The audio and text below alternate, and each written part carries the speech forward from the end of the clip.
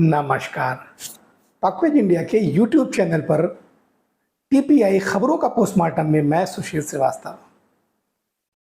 देश की पार्लियामेंट का मानसून सेशन पिछले 8 दिनों से चल रहा है और पिछले 8 दिनों में केवल एक मुद्दे को लेकर के पार्लियामेंट यानी हमारी संसद नहीं चल पा रही है। मुद्दा है मणिपुर में हुई जातीय हिंसा। जैसा कि हम सब जानते हैं, मणिपुर में करीब 80-82 दिन पहले दो समुदायों के बीच में कुकी और मैतीय जो वहाँ पर समुदाय हैं दो, एक क्रिश्चियन डोमिनेटेड है और दूसरा हिंदू है। तो क्रिश्चियन डोमिनेटेड और हिंदू माइनॉरिटीज़ के बीच में ये झगड़े अक्सर होते रहते हैं। इसी प्रकार का एक दंगा मई के शुरुआत में शुरू हुआ था, जो अब काफ़ी हद तक कंट्रोल में हो गया है और ठीक हो गया है। इसी पर चर्चा करने के लिए विपक्षी दलों ने एक संयुक्त रणनीति बनाई कि हम इस पर पार्लियामेंट के अंदर, संसद के अंदर चर्चा चाहते हैं। शुरुआती दौर में तो सरकार की तरफ से ये कहा जाता रहा कि पहले हम ये वाले विधेयक पास करेंगे, वो वाला बिल लाएंगे। लेकिन जब सरकार ने ये देखा कि इससे संसद बहुत बाधित हो जाएगी, तो सरकार इस बात के लिए तैयार हो गई कि ठीक है, चर्चा करना चाहते हैं तो आइए चर्चा करते हैं। फिर जब सरकार की तरफ से इस तरह के आश्वासन मिलने की उम्मीद बनी कि ये चर्चा हो सकती है, तो विपक्ष ने फिर एक दूसरा दांव खेला कि पहले प्रधानमंत्री आकर के पार्लियामेंट के अंदर अपना दोनों सदनों में अपना स्टेटमेंट दें, उसके बाद चर्चा की शुरुआत होगी। नॉर्मल कोर्स में ऐसा होता नहीं है। विधायी प्रक्रिया जो संसद की है उसके तहत पहले चर्चा की जाती है, फिर उसके बाद जब चर्चा समाप्त हो जाती है तो चर्चा के बाद जो उसका विभागीय मंत्री है वो आकर के उसके बारे में अपनी सफाई और सभी जब प्रश्नों के उत्तर देता है। यदि ज़रूरत पड़ती है तो प्रधानमंत्री हस्तक्षेप भी करते हैं और प्रधानमंत्री अपना भाषण भी देते हैं, उस पर अपनी सफाई रखते हैं। जैसा कि ज़्यादातर जब हमारा ये बजट सत्र होता है उस सत्र में देखा जाता है। लेकिन कई महत्वपूर्ण मुद्दों पर प्रधानमंत्री की बाकायदे समीक्षा और उनका भाषण होता है। लेकिन सरकार इसके लिए बिल्कुल तैयार नहीं थी। सरकार कह रही थी कि हम नियमों के हिसाब से काम करेंगे।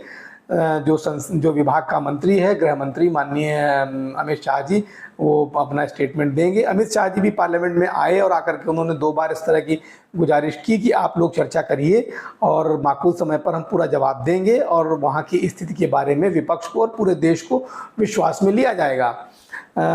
लेकिन विपक्ष इसके लिए तैयार नहीं हुआ। फिर विपक्ष की एक दूसरी मांग एक और आ गई कि वो जो है वो सेक्शन 267 में चर्चा करना चाहते हैं, जबकि सरकार जो है 176 में चर्चा करना चाहती थी। आपको इन दोनों का मतलब अगर समझाएं तो 176 में प्रायः सभी चर्चाएं होती हैं, क्योंकि इस संसद का समय निर्धारित होता है और उस निर्धारित समय में सभी प्रक्रिया को पूरा करना होता है।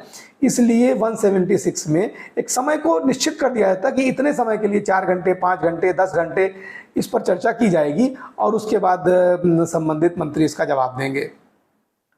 267 के अंदर अनिश्चितकालीन चर्चा होती है कि मतलब जब तक कि इस चर्चा की समाप्ति नहीं हो जाएगी, पूर्णाहुति नहीं हो जाएगी, तब तक ये चर्चा अनिश्चित काल के लिए चलती रहेगी।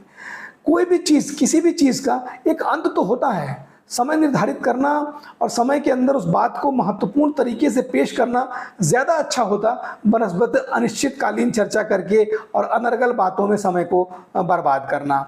लेकिन विपक्ष इस बात पे अड़ गया कि नहीं, हम तो 267 में ही चर्चा करेंगे, 176 में नहीं करेंगे।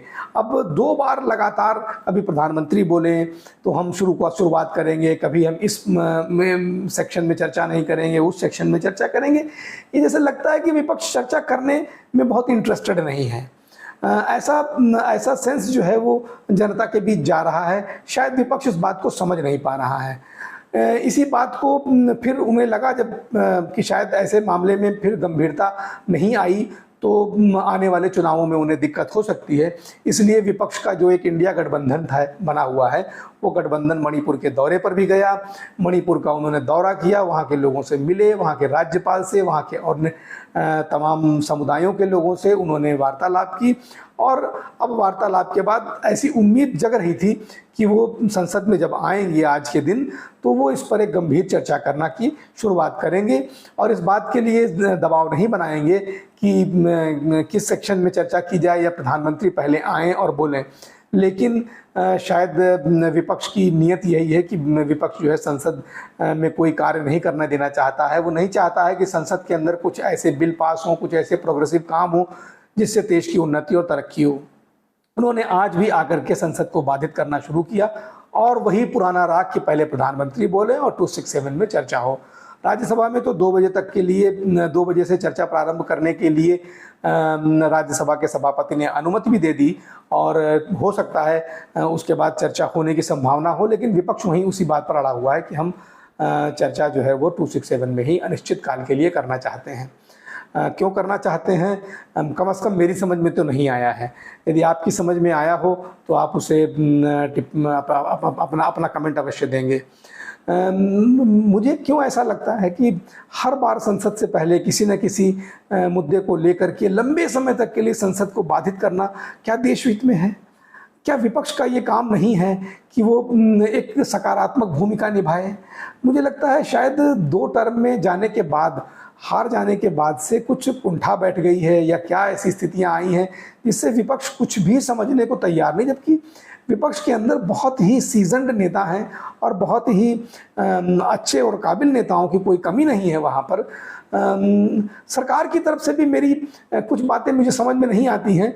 अगर प्रधानमंत्री को भाषण देना ही था, प्रधानमंत्री को से जवाब मांगा ही जा रहा था, तो मुझे तो समझ में नहीं आता कि प्रधानमंत्री अगर आकर के और 5 मिनट के अंदर संसद के दोनों सदनों में जाते और 5 मिनट के अंदर इस चर्चा की शुरुआत कर देते तो ऐसे कुछ बिगड़ता नहीं और एक संसद का कार्य जो है वो विधायी कार्य जो है आराम से होते। और चूंकि आप देश के प्रधानमंत्री हैं और आपसे ये अपेक्षा की जाती है कि आप संसद में तमाम कानूनों के जरिए इस देश की प्रगति को आगे बढ़ाने में सहायक होंगे, क्योंकि बहुत से काम बिना कानून के सहारे नहीं चल सकते हैं। आप मैं देख रहा हूं कि पूरे देश के अंदर सब तरफ बहुत अच्छे कार्य हो रहे हैं, देश बहुत प्रगति की ओर अग्रसर है, लेकिन संसद का न चलना ये राष्ट्रीय स्तर पर एक बहुत बड़ा मुद्दा बन गया है और अंतर्राष्ट्रीय स्तर पर भी इस बात की चर्चा होती है कि भारत के अंदर लोकतंत्र तो है, लेकिन ये बहुत ही खंडित और एक जिसे कहते हैं वो उतना स्वतंत्र लोकतंत्र नहीं है कि लोग आराम से और बिल्कुल बैठ करके उस एक नियम के अनुसार चर्चा करें और विधायी कार्यों को आगे बढ़ाएं। इस बारे में आपकी क्या राय है, आप अपने कमेंट बॉक्स में अवश्य राय दें और मेरा ये निवेदन रहेगा कि कृपया इस चैनल को अगर सब्सक्राइब नहीं किया है तो सब्सक्राइब अवश्य कर लें ताकि मैं आप तक अपनी बात पहुंचा सकूं। तब तक के लिए धन्यवाद। जय हिंद, आभार।